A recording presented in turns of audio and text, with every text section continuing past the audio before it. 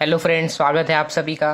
तो पिछले वीडियो में हमने जो इनफाइनाइट लाइन चार्ज था उसके बारे में, उसके उसके वजह से जो इलेक्ट्रिक फील्ड प्रोड्यूस होती है उसके बारे में डिस्कशन किया था। तो अभी इस वीडियो में हम जो इलेक्ट्रिक फील्ड कैलकुलेट करेंगे एक रिंग की वजह से, जो जिसके ऊपर चार्ज डिस्ट्रीब्यूटेड है। तो सबसे पहले अगर ये हम एक रिंग कंसिडर करते हैं, तो अगर ये रिंग पे हर जगह पे पॉजिटिव चार्ज है,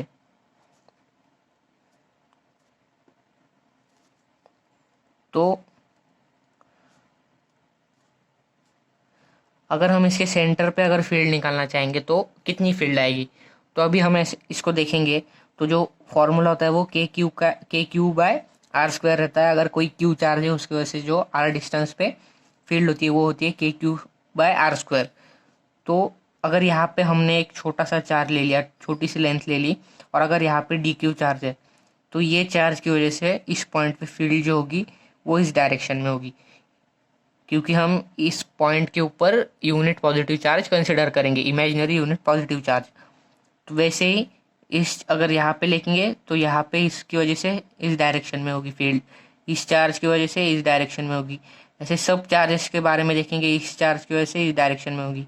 तो ऐसे सब डायरेक्शन में फील्ड आ जाएगी और वो एक दूसरे को कैंसिल कर देगी, इसलिए जो सेंटर पे है इलेक्ट्रिक फील्ड जीरो आ जाएगी। तो इसीलिए अगर हम यहाँ पे इलेक्ट्रिक फील्ड एट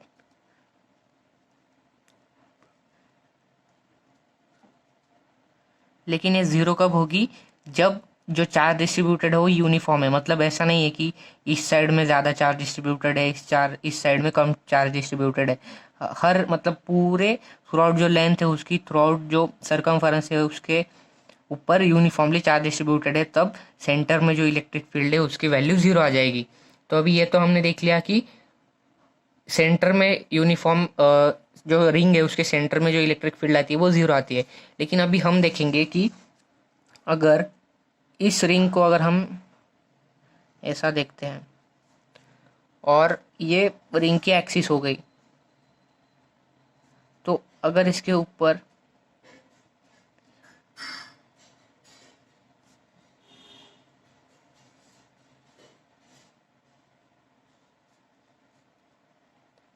ये उसके ऊपर हमने चार्ज डिस्ट्रीब्यूट कर दिया और ये जो है वो एक्सिस है रिंग की, मतलब कि रिंग ऐसे प्लेन के अंदर है, रिंग प्लेन के अंदर है, ये उसकी एक्सिस है। तो हम कैलकुलेट करेंगे कि जो अगर रिंग की जो रेडियस है वो आर है, तो एक्स डिस्टेंस पे, सेंटर से एक्स डिस्टेंस पे कितनी इलेक्ट्रिक फील्ड होगी।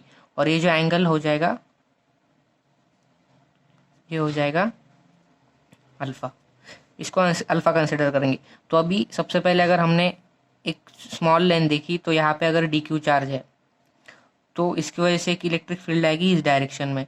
तो उसको अगर हम डी लिखते हैं, ये एंगल भी अल्फ़ा हो जाएगा क्योंकि अल्टरनेट एंगल है, तो अल्टरनेट एंगल की वजह से ये अल्फ़ा हुआ है। तो इसका जो हॉरिजॉन्टल डायरेक्शन में कंपोनेंट आएगा वो आएगा डी कॉस अल्फ़ा, और जो वर्टिकल डायरेक्शन में आएगा वो आएगा डी साइन अल्फ़ा। तो उसी की तरीके से अगर हमने ये नीचे वाला जो चार्ज है यहाँ पे अगर हमने डी क्यू चार्ज कंसिडर कर लिया, तो इसकी वजह से जो फील्ड आएगी वो आएगी इस डायरेक्शन में। अगर इसको डी फिर से कंसिडर कर लेते तो इसके भी दो एक हॉरिजॉन्टल कंपोनेंट आएगा, एक वर्टिकल कंपोनेंट आएगा। जो वर्टिकल कंपोनेंट होगा वो डी साइन अल्फ़ा होगा और जो हॉरिजॉन्टल कंपोनेंट होगा वो डी कॉस अल्फ़ा होगा। तो उसी तरीके से जो डी साइन अल्फ़ा ये वाला ऊपर वाला कंपोनेंट है और नीचे वाला, तो ये एक दूसरे को कैंसिल कर देंगे। तो इसीलिए बस जो नेट इलेक्ट्रिक फील्ड आएगी वो डी कॉस अल्फ़ा को जब हम इंटीग्रेट करेंगे तो हमें मिल जाएगी। तो अगर हमें नेट इलेक्ट्रिक फील्ड निकालनी है, तो उसके लिए अगर हमने ई लिखा तो वो आ जाएगा integration of D cos alpha.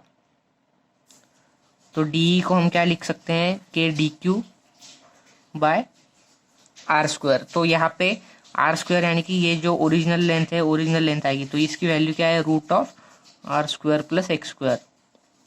तो जब K Q by K D Q by R square, तो इसको जब स्क्वायर करेंगे तो हो जाएगा are square plus X square into क्या आ जाएगा, कॉस अल्फ़ा। कॉस अल्फ़ा हम उसको ऐसे लिखते हैं। उसके बाद में ये जो कांस्टेंट है k/r² + x², ये कांस्टेंट आ जाएगा, तो इसको बाहर ले लेंगे। और डी क्यू जो है, डी क्यू का इंटीग्रेशन हो जाएगा पूरा जो फुल चार्ज डिस्ट्रीब्यूटेड है, यानी कि जो रिंग के ऊपर जो पूरा चार्ज डिस्ट्रीब्यूटेड अगर क्यू है तो उसको अगर उसका इंटीग्रेशन आ जाएगा क्यू। और कॉस अल्फा जो है, कॉस अल्फा को हम क्या लिख सकते हैं इस ट्रायंगल की मदद से, x/√x² + r²। तो इसी को जब हम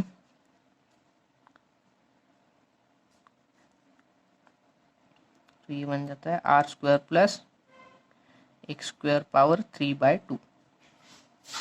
तो ये हो गई इलेक्ट्रिक फील्ड की वैल्यू सेंटर से x डिस्टेंस पे। तो अभी हमें कैलकुलेट करना है कि मैक्सिमम इलेक्ट्रिक फील्ड कितने डिस्टेंस पे होती है। तो हम d/dx को 0 कर देंगे।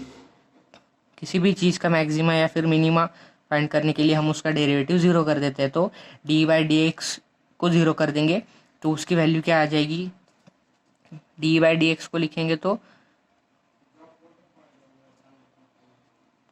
×1 माइनस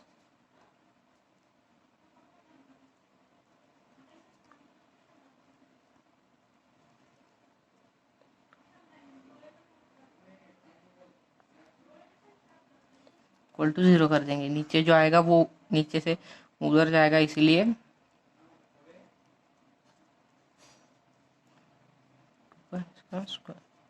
तो ये 0 की तरफ चला जाएगा। तो ये दोनों इक्वल आ जाएंगे, तो क्या आ जाएगा 3/2 x × x² + r² = x² + r²। तो ये यहाँ पे 1/√2 है। और तो इसको जब डिफ्रेंशिएट करिए तो यहाँ पे ऊपर एक 2x भी आएगा।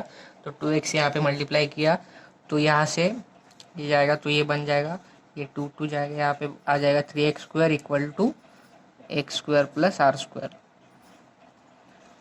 तो यहाँ पे 2x² = r² आ जाएगा। तो x = r/√2।